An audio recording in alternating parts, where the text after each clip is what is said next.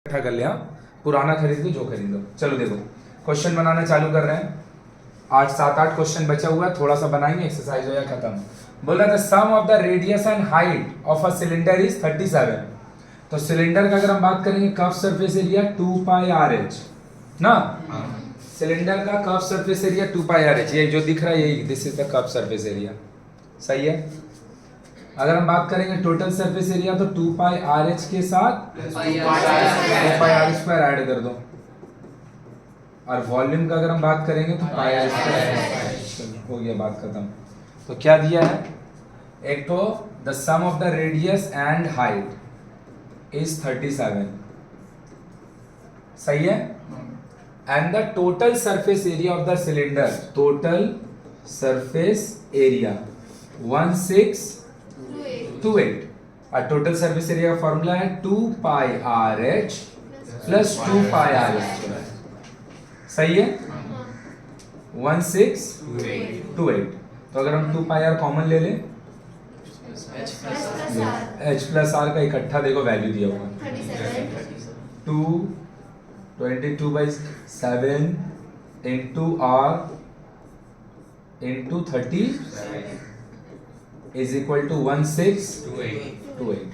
तो R is equal to 1628 into 7 by में 2 22 37। अब अगर थोड़ा सा भी तुम बुद्धि लगाएगा ना, कुछ मत सोचो, ये 11 से भी पक्का कटता होगा, 37 से भी पक्का कटता होगा, because 37 is a prime number. तो अगर वो 37 से नहीं कटेगा तो फिर बहुत गंदा डेसिमल में आंसर जाएगा, वैसा क्वेश्चन नहीं देता हम लोग, समझ में आया। अब 37 से अगर वो कट रहा होगा तो भैया और किसी से कटेगा नहीं, क्योंकि 37 प्राइम नंबर है। तो रिड्यूस करके काट ले, 2 बार में काट रहे 11 से, 1 11 5 बचा 44, 4 8 बचा 88, 1 74, 1 37। बिना देखे हम काट दिए, क्यों कटना है मेरे को पता है, 37 से 37 कट गया तो 7। तो 7 अगर रेडियस होगा, हाइट और रेडियस का सम है 37, तो height is equal to 37 minus 7। सही है। अब हमको कहाँ निकालने थे, find the volume of the cylinder. क्या होगा, पाई आर स्क्वायर, आर भी तुमको पता चल गया 7 और एच भी पता चल गया। बोल रहा था total surface area of a cylinder is this and it's height is 10 centimetre, find the diameter of the base. Total surface खुद ही देख लो, टोटल सरफेस एरिया दिया है, क्या दिया है, TSA 352, ये टोटल सरफेस एरिया है। टोटल सरफेस का फॉर्मूला 2 पाई आर प्लस, तो तुम्हारा दिमाग में नहीं आएगा कि आप तो पिछला दिन बता रहे थे कि भैया अगर सिलिंड्रिकल पिलर होगा तो उसका जो 2 पाई आर एच होगा वही होगा उसका total surface area.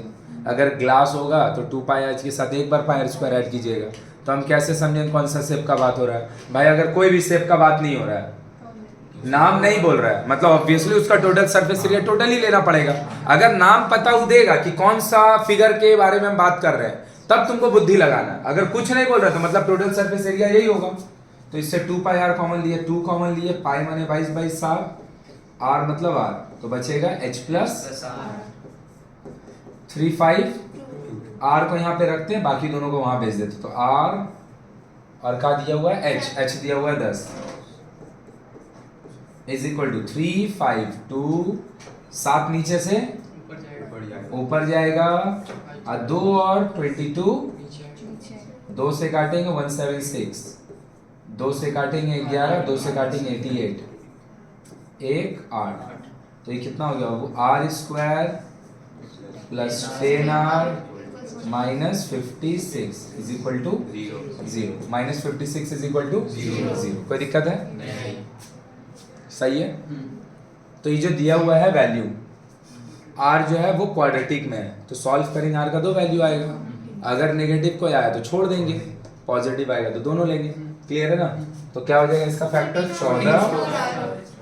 14 minus 4 minus 50 equal to 0। निकाल के देखना, एक तो r का वैल्यू आ जाएगा, निकाल के देखना, एक तो r का वैल्यू होगा -10 और एक का वैल्यू आएगा 14, ना सॉरी एक आएगा -14, सॉरी एक आएगा 4। देखो ना, r कॉमन लेगा तो r -14, और यहाँ से -4 कॉमन लेंगे तो r +14, तो r +14 वाला से -14 आएगा, r इज इक्वल टू कितना होगा 4। कोई दिक्कत है? तो r अगर 4 हो गया तो हो गया। Diameter is 4 × 2 8 centimetre. क्लियर है ना? हाँ।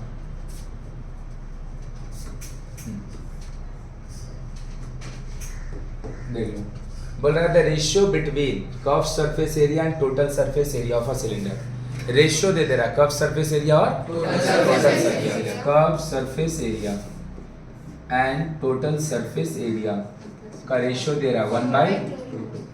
सही बात? सही बात। CSA 2πRH, TSA 2πRH + R direct लिख दिए, कॉमन तो लेके यही आएगा।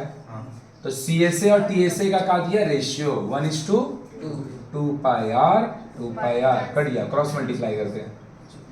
H + R is equal to, H को वहां लेके चले जाओ, मतलब रेडियस और हाइट दोनों, मतलब ये वाला जो तुमको दिया ना रिलेशन कि the ratio of between the curve surface area and total surface area is 1:2, ये वाला देख के तुमको बताना चाह रहा था रेडियस और हाइट दोनों इक्वल है, बस वो बोला ना, खुद से सॉल्व किया इसको, समझ रहे?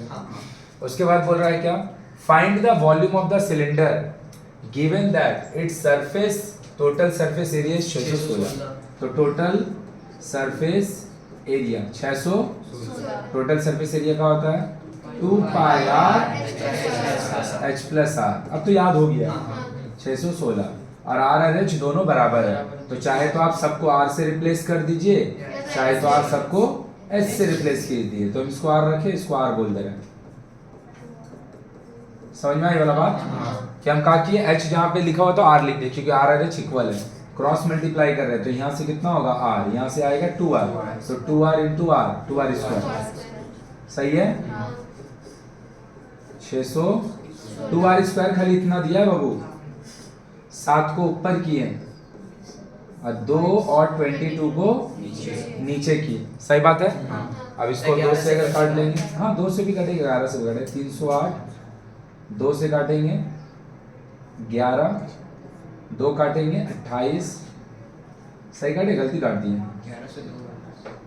11 से काटेंगे, सॉरी 1 14, तो 2R² इज इक्वल टू 14 × 7, इससे ये फिर कटेगा, R is equal to √, R is equal to 7 centimetre, R is equal to कहाँ निकालने दिया है, find the volume of the cylinder. तो वॉल्यूम का होगा πr²H, R भी H है, H भी R है, तो क्या करेंगे, R का जगह भी 7 लिखेंगे, H का जगह भी।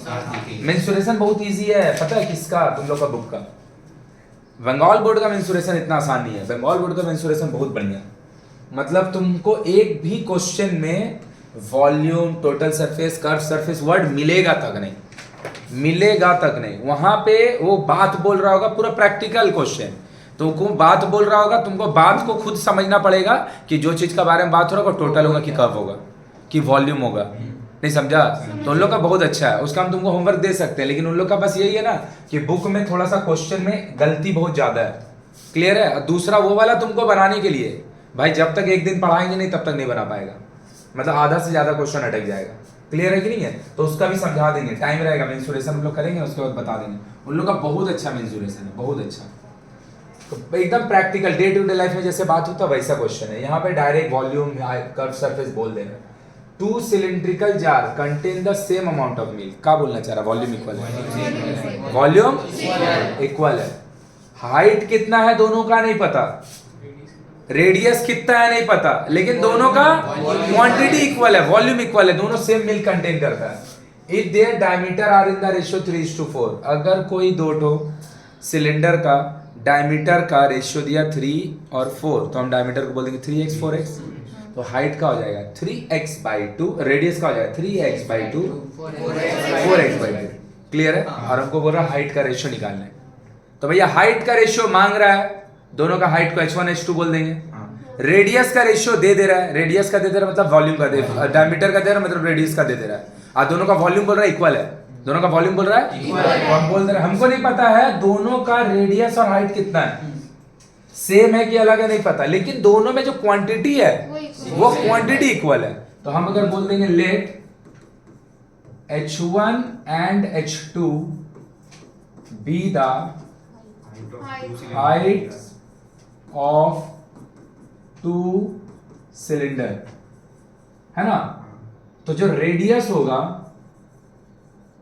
रेडियस वो कितना होगा, अगर हम लेट करके लिख दो उसको भी, let diameter of first cylinder, diameter of first cylinder 3x, diameter of second cylinder 4x, radius of first cylinder 3x by 2 and radius of second cylinder at 2 4x by 2 रहने दे रहे ऐसे, ठीक है ना। तो रेडियस दोनों का अलग अलग है, इसीलिए दोनों का रेडियस को R1 R2 बोलते हैं, और हमको पता अभी तक नहीं है कि दोनों का हाइट सेम आने वाला है कि अलग आने वाला है, तो हम पहले ही से मान लिए कि दोनों का हाइट जो है वो H1 H2 है। नहीं समझ में आया, बोलेगा भैया अगर दोनों का हाइट सेम रहा होगा, आपको तो पता नहीं है, अरे भैया दोनों का हाइट अगर सेम होगा तो H1 H2 का रेशियो 1:1 आ जाएगा। नहीं समझ में आया, हमको तो अभी तक पता नहीं है, मेरे को बोल रहा है दो ठो जार है, दोनों में क्वांटिटी ऑफ मिल्क इक्वल है, मतलब वॉल्यूम इक्वल है, अब दोनों का हाइट कितना कितना है, अच्छा है दोनों का रेडियस कितना कितना, हमको क्या पता, तो रेडियस तो भैया दे रहा है क्योंकि डायमीटर दे रहा है, तो देख के समझ में आता है कि रेडियस अलग अलग है, तो आप R1 R2 बोल दिए। हाइट का जो रेशियो निकालने बोला, हमको पता है सेम आएगा क्या लगाएगा, तो हम कैसे बोल सकते हो सेम आएगा क्या लगाएगा, इसीलिए हम दोनों का हाइट को H1 H2 बोल दिए। कोइंसिडेंटली अगर दोनों का हाइट सेम रहा होगा 1:1 आ जाएगा। तो हम क्या बोल रहे हैं, देखो वॉल्यूम कैसे लिख के करते हैं 4 नंबर पाने के लिए, वॉल्यूम ऑफ फर्स्ट सिलेंडर बनाने के लिए तो एकदम पाती चीज है, एक सेकंड के अंदर बना देंगे, अभी लिख के दिखा भी दे रहे कि कैसे बनाएंगे, आधा मिनट के अंदर, वॉल्यूम ऑफ सेकंड सिलेंडर, है ना, क्योंकि दोनों क्वेश्चन में इक्वल है। तो पहला वाला का वॉल्यूम का पाई R1 स्क्वायर H1 और दूसरा का वॉल्यूम पाई R2 स्क्वायर, सही बात है, काट दिए दोनों को।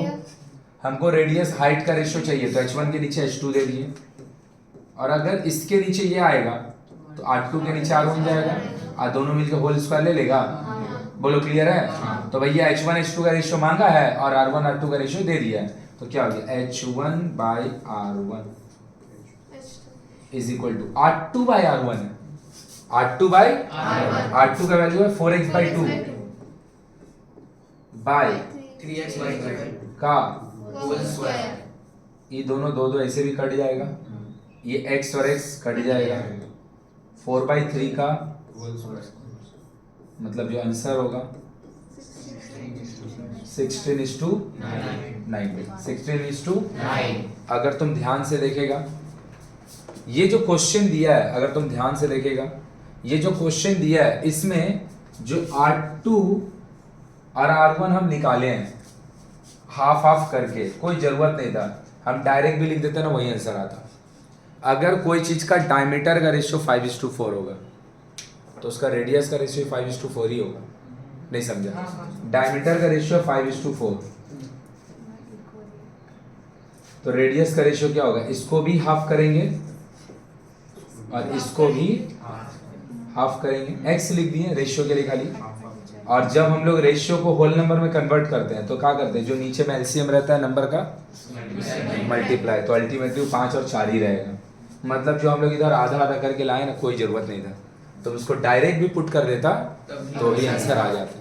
बस खाली किए क्यों है, किए इसलिए क्योंकि हमको 4 नंबर का बना के दिखाना है कैसे बनेगा। नहीं समझा, तो अगर कोई, अरे मेरा भाई, मेरा और तेरा पैसा का रेशियो 5:4 है, मेरा भी आधा हो जाएगा तुम्हारा भी आधा हो जाएगा तो अलग हो जाएगा, 5:4 ही तो रहेगा। अरे बात समझ में, तो हम यहाँ पे रेडियस को हाफ करने कोई जरूरत नहीं था, आप डायरेक्ट यूज कर लेते, इवन नंबर लिखने का भी जरूरत नहीं था 3x और 4x, क्योंकि x ऐसे भी कट ही जाएगा, x ऐसे भी कट ही जाएगा, तुम खाली नंबर यूज कर लेता ना 4 और 3 तो भी तुम्हारा आंसर आ जाता। मतलब अगर हम 1 सेकंड में बनाना चाह रहे होते तो क्या करते हैं, पहला का वॉल्यूम पाई r स्क्वायर h, तो पाई लिख दिए, उसका रेडियस R1 3 का स्क्वायर h1 हमको चाहिए, दूसरा का वॉल्यूम पाई लिख दिए, आर भैया जो उसका हाइट का रेशियो होगा वही इसका रेडियस का रेशियो होगा, जो उसका डायमीटर का रेशियो वही इसका रेडियस का रेशियो होगा, इनटू h2। पाई पाई कटा, h1 के नीचे h2 दो, 16 के नीचे 9 दो, हो गया, बन गया क्वेश्चन। नहीं समझ में आया? लिख के दिखाना इसीलिए इतना कहानी लिखे हैं।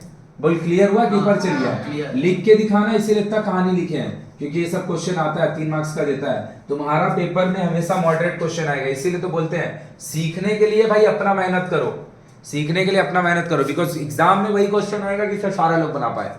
तुमको आता है तो एग्जाम में बहुत कठिन नहीं पूछेगा, वो हम पूछ सकते हैं क्योंकि हमको पता हम पढ़ाएं। तुमको नहीं आता है तो तुम्हारे लिए इजी पेपर नहीं बनेगा, बोल ही चुके हैं, पेपर हमेशा मॉडरेट आता है। तुमको सीखना, अपना एफर्ट डाल के नया नया बुक लो, स्टैंडर्ड क्वेश्चन उठाओ, है ना, और उसको सॉल्व करो। देखो क्या दिया, बढ़िया क्वेश्चन दिया। बोल रहा है एक ट्रायंगुलर शीट ऑफ फॉइल है 30x18, जब भी 30x18 देगा इसका मतलब वो लेंथ ऑफ ब्रेथ बताएगा, ठीक है। Can be rolled to form a cylinder in 2 ways, along length, along breadth. Find the ratio of the volumes of the 2 cylinder thus formed. Question समझिए क्या है कि एक तो रेक्टेंगुलर पेपर है, उसको दो तरीके से मोड़ के उन लोग क्या कर रहा है, सिलेंडर बना रहा है ना, दो तरीके से मोड़ के। तो जो वैल्यू होगा उसका जैसे भी हम मोड़ेंगे, एक ऐसे करके दे रहा, मान ले कि लेंथ ये स्क्वायर जैसा दिख रहा, मान ले रेक्टेंगल है, ये 30 दे रहा है, 18 दे रहा है। बोल रहा है इसको हम लेंथ वाइज मोड़े और ब्रेथ वाइज मोड़े। पता है ये लेंथ वाइज मोड़ना नहीं हुआ, ये ब्रेथ वाइज मोड़ना हुआ। तुम ब्रेथ को रोल किया है, हाइट ब्रेथ जैसा काम कर रहा है। ये वाला जो है इसको हम लेंथ बोल रहे हैं, सॉरी उल्टा बोल दिए, ये लेंथ है, इसको तुम रोल आउट कर रहे हैं, तो इसको हम बोल सकते हैं लेंथ वाइज मोड़ना हुआ। और अगर हम इसको ऐसे करके मोड़ दें तो ब्रेथ वाइज, ब्रेथ को रोल आउट किए, है ना, कि एक तो ऐसे करके, ये वाला मुड़ेगा नहीं ठीक से लेकिन समझ में आ जाएगा, ऐसे करके मोड़ के बनाए या फिर ऐसे करके मोड़ के बनाए। दोनों केस में एक चीज सेम होगा जो पिछला दिन बोले थे, जितना इसका रेक्टेंगल का एरिया होगा उतना ही दोनों केस में कर्व सरफेस एरिया होगा। सही है, वॉल्यूम दोनों का सेम होगा नहीं होगा हमको क्या पता, दोनों इक्वल जगह लेगा, घेरेगा कि नहीं घेरेगा हमको क्या पता। ऐसे करके जितना आपको वॉल्यूम मिलेगा ऐसे करके भी सेम वॉल्यूम ही मिलेगा, ये किसको पता है, लेकिन दोनों केस में फर्स्ट बात। सेकंड बात, अगर आप इसको ऐसे करके मोड़ रहे होंगे तो जो इसका ब्रेथ है वो हाइट के साथ करेगा। सही है। दूसरा चीज बोल सकते हैं, जितना इसका लेंथ होगा उतना सर्कल का बेस का 2πr होगा। 2πr माने सर्कमफ्रेंस। दोनों में से तुम कोई भी कैटेगरी लगाएगा तुम्हारा काम हो जाएगा। और अगर आप ऐसे करके इसको मोड़िएगा तो जितना इसका लेंथ था उतना सिलेंडर का हाइट बनेगा। सही बात। और या फिर जितना इसका ब्रेथ था उतना इसका सरकम मतलब 2πr बनेगा। तो हमको करना क्या, हमको बोल रहा दोनों केस में उसका वॉल्यूम कितना होगा, दोनों केस में वॉल्यूम कितना होगा, गधा वॉल्यूम का रेशियो कितना होगा, वॉल्यूम का रेशियो। बस दिमाग में एकदम थोड़ा सा कैलकुलेशन एरर नहीं करना है, बस बन जाएगा। लो सही लिखें, 30, बहुत बढ़िया क्वेश्चन है ये, 30 18, ठीक है ना। हम इसको क्या कर रहे हैं, रोल कर रहे हैं, ऐसे ऐसे करके रोल कर रहे हैं, लेंथ को रोल कर रहे हैं। When length is rolled, length is rolled, पता है लेंथ रोल्ड करने का मतलब हम क्या बोल रहे हैं कि 18 उसका हाइट बन जाएगा। Length is rolled, length is rolled, length को मोड़े, जब लेंथ को मोड़ेंगे तो हाइट जो उसका होगा तो उस केस में when length is rolled height is equal to 18 centimetre, height is equal to 18 centimetre. दिक्कत है। और CSA is equal to area of rectangle. सही बात है। CSA जो होगा वो होगा एरिया ऑफ 2πRH, आई होगा 30 × 18। सही लिखी कि गलत? सही लिखी कि गलत? पक्का। और आप किसको मोड़े हैं, लेंथ को, लेंथ को मोड़े, फिर से देख इधर, ये वाला चीज ऐसे करके मोड़ दे रहे हैं। तो लेंथ को जब हम मोड़ेंगे उस समय हाइट का काम कौन करेगा? 18 करेगा।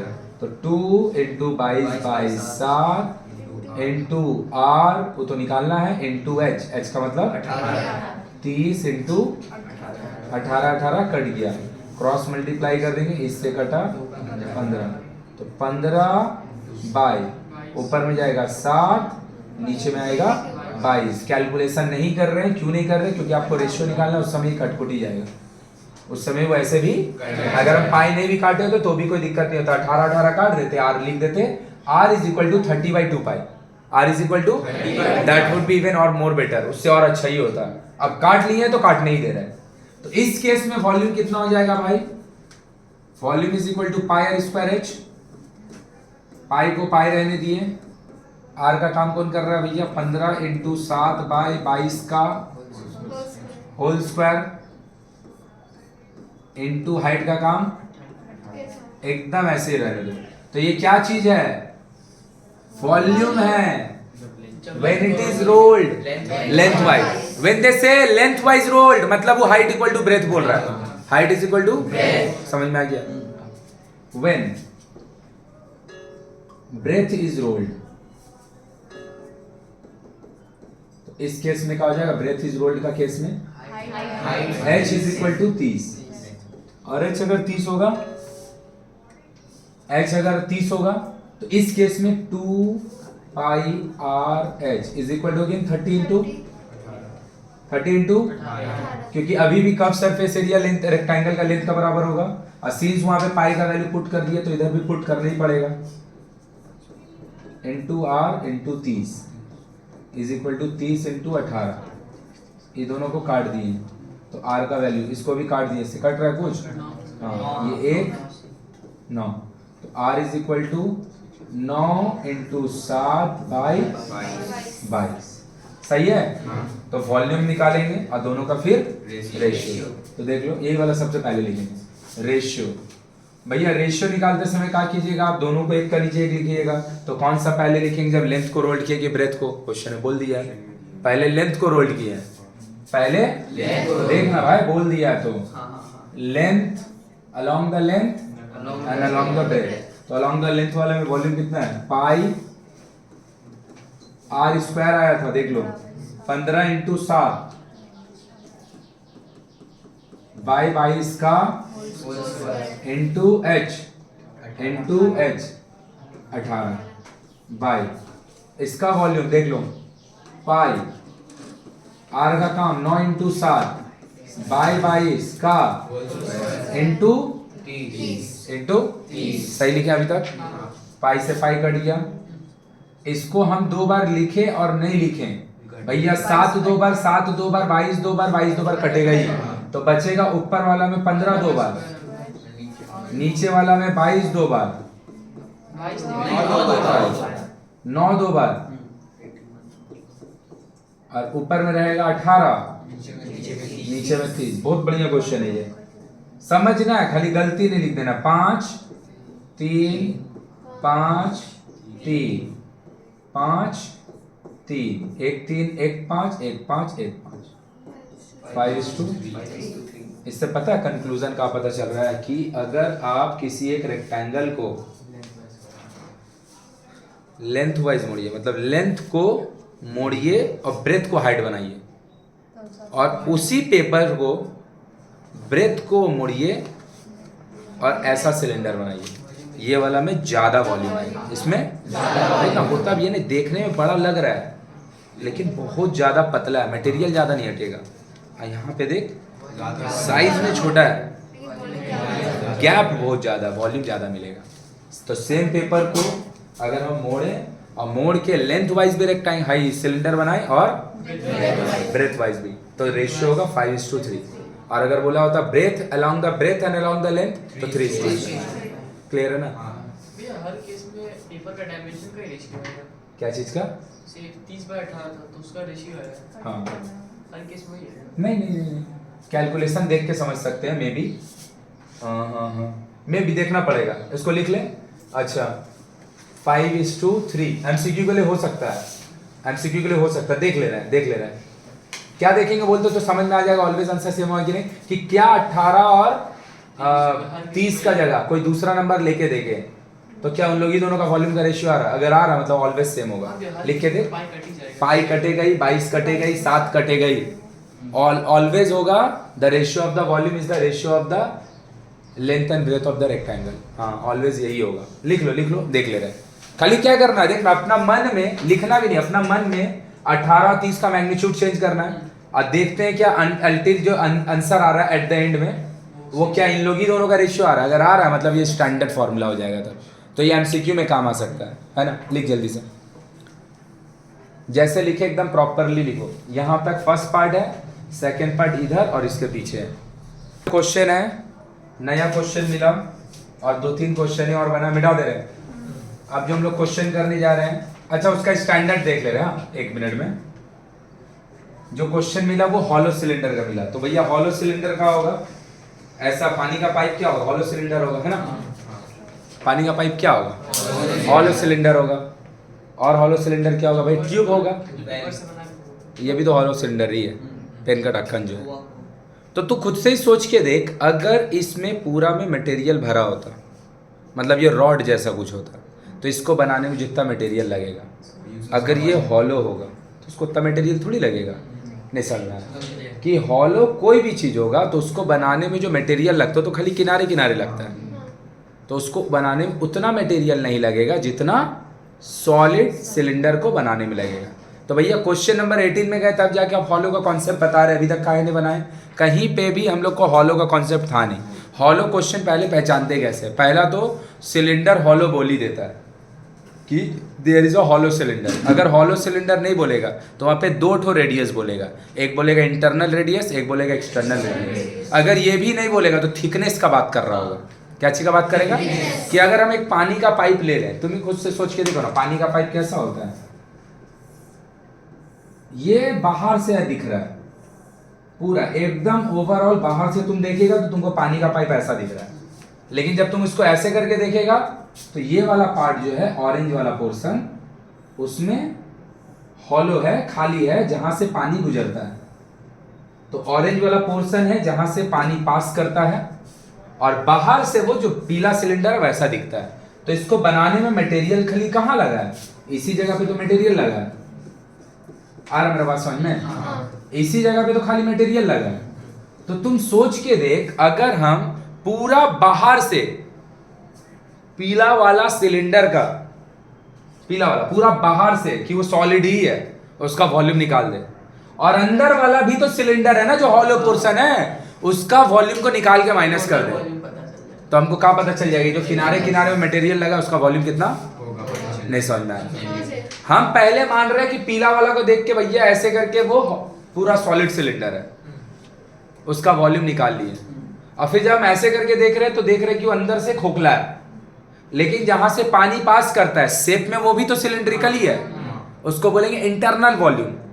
और बाहर से जो पूरा देख रहे हैं तो वो हो गया एक्सटर्नल वॉल्यूम। तो पूरा एक्सटर्नली वॉल्यूम निकाल लिए और फिर अंदर वाला वॉल्यूम को भी दोनों को माइनस कर लेंगे। तो खाली ये वाला जगह पे थिकनेस में जो मटेरियल लगा है, थिकनेस में जो मटेरियल लगा है उसका वॉल्यूम नहीं पता चल जाएगा। आ रहा मेरा बात समझ। जैसे अगर हम बोलेंगे ये पूरा रूम को जो किनारे किनारे में वॉल है उसको बनाने में ईटा, सीमेंट, बालू, गिट्टी जो भी लगा उसका वॉल्यूम कितना होगा। ये करने के लिए तुम क्या करेगा, बाहर से जाके मेरा रूम का लेंथ मापेगा, बाहर से ब्रेथ मापेगा, बाहर से हाइट मापेगा। मतलब तुम कंसीडर करेगा अंदर में खाली नहीं है, अंदर में सॉलिड है, तो तुमको पूरा वॉल्यूम मिल जाएगा, चाहे अंदर खाली हो तो एक्सटर्नल वॉल्यूम बोल दिए।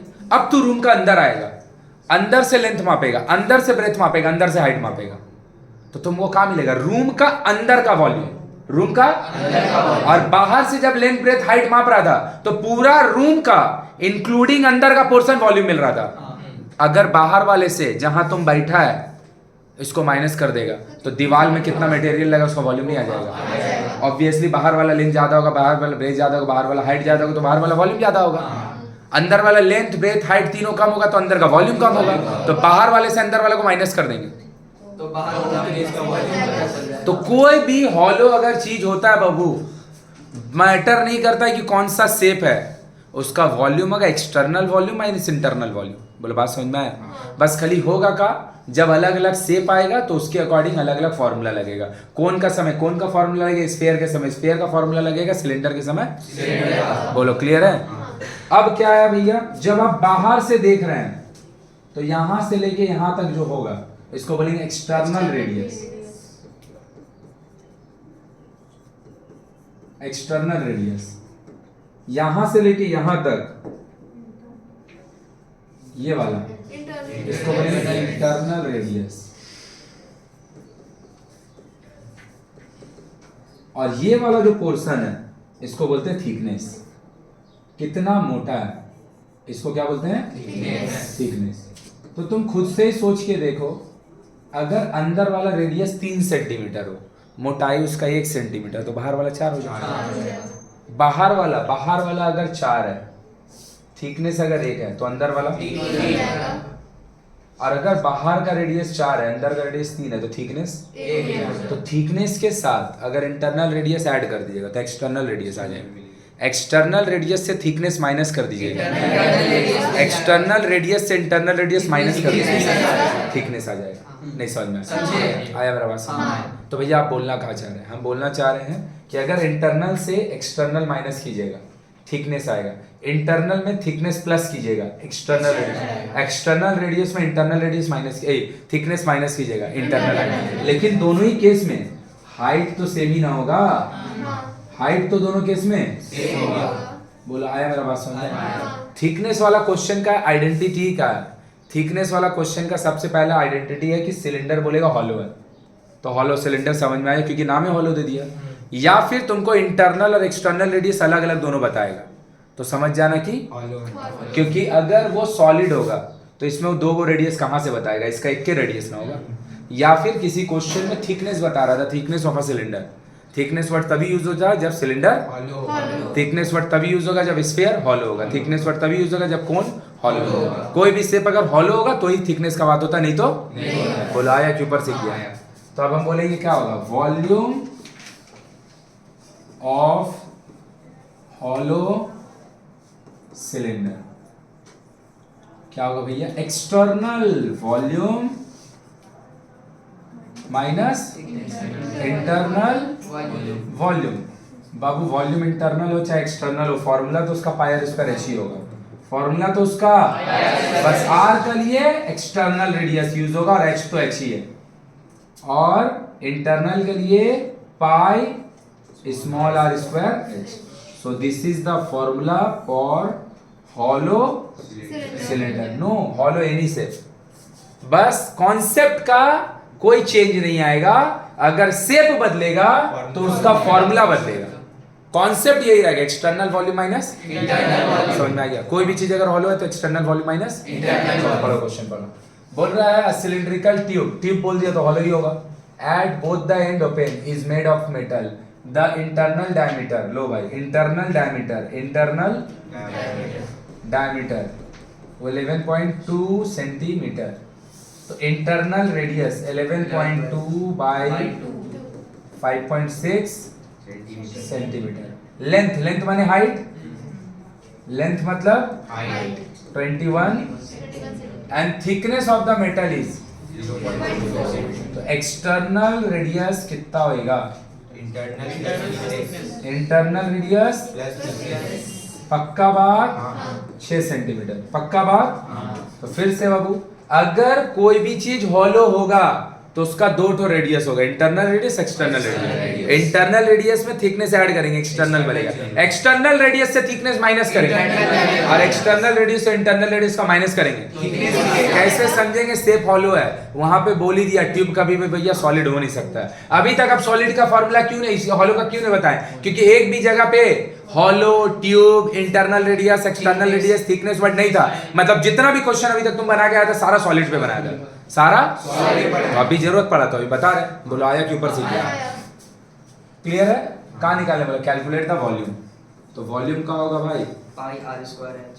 Very good, volume pi capital R square h minus pi, तो पाई और एच कॉमन ले लिए, capital R square h minus, sorry capital R square minus pi माने 22 7, h मतलब 21, r का मतलब कैपिटल में 6 का स्क्वायर, r का मतलब स्मॉल में।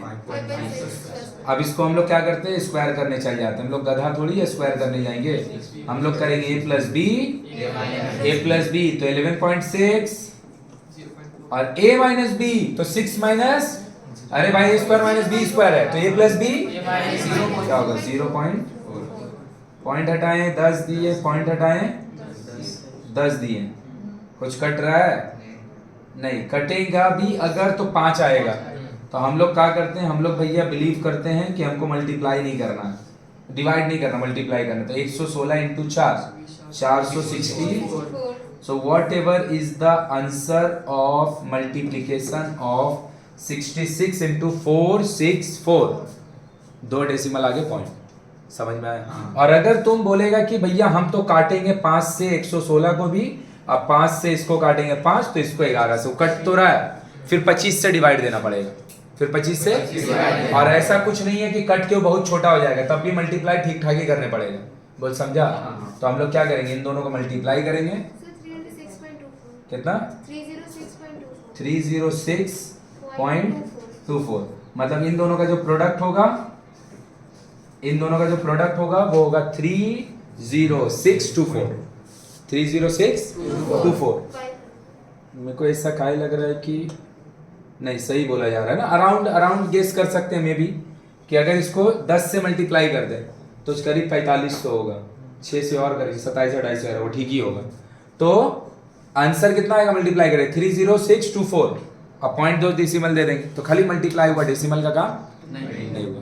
कॉन्सेप्ट क्या है कि कोई भी चीज अगर हॉलो होगा तो इंटरनल रेडियस और एक्सटर्नल रेडियस देगा, अगर नहीं देगा तो इंटरनल रेडियस और थिकनेस देगा, अगर नहीं देगा तो एक्सटर्नल रेडियस और थिकनेस देगा, कुछ भी देगा दोनों रेडियस, और दोनों ही केस में क्या चीज होगा, हाइट जो होगा वो सेम। बोलो क्लियर है। तो एक्सटर्नल वॉल्यूम से इंटरनल वॉल्यूम को लिख लो, इसको पहले ये वाला फॉर्मूला जैसा लिख लो डायग्राम बना के, और उसके बाद ये वाला क्वेश्चन यहाँ से लेके यहाँ तक लिख लो। चलो जल्दी जल्दी स्पीड में करो, देखो लिखा गया पूरा, 4 क्वेश्चन बचा हुआ है, 4 क्वेश्चन को हम लोग करेंगे मे बी नेक्स्ट डे, अभी हम लोग स्टार्ट कर रहे हैं। कौन क्वेश्चन 2 लिखने का बचा हुआ है ना, 2-3 को, 1-2 लिख लेते हैं और बाकी 1-2 घर पे बना लेना, इकट्ठा बना लेना। ये वाला क्वेश्चन हम लोग नहीं लिखे है ना शायद,